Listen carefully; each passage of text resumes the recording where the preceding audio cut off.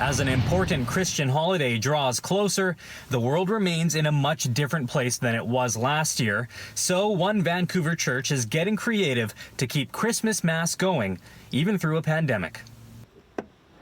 You hop in your car, start it up, and drive to church for Mass. Once you arrive, you'd normally park your car and head inside the building. But this year's anything but normal, and the folks here at Vancouver's St. Patrick's Parish understand that. I'm excited to be able to say that we'll actually have a drive-in Mass. It's the same concept as a drive-in movie theater.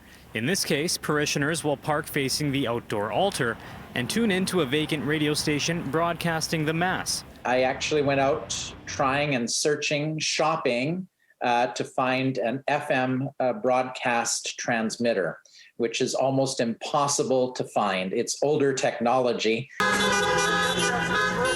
Father James Hughes took inspiration from churches south of the border, hosting drive-ins to adhere to COVID restrictions. St. Patrick's will allow a maximum of 50 vehicles per Mass, and 18 drive-in services will run between Christmas Eve and January 3rd. For parishioners, Father James says there's no substitute for in-person Christmas Mass. For Catholics, we feel that receiving the sacraments, and particularly the Eucharist, Holy Communion we call it, you need to be present in that way. At communion, parishioners will remain in their cars, roll down their windows, and put their arms out to receive the Holy Eucharist from the priest. Masks will have to stay on until it's time to consume the host.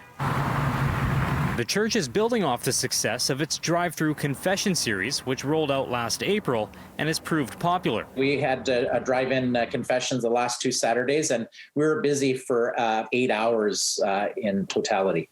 With a lot of talk lately about some local churches breaking COVID-19 rules around gatherings, Father James says it's important to remember most are respecting the restrictions and waiting patiently. We pray that maybe in 2021, new hopes and signs give us encouragement that one day we can gather back in our buildings once again.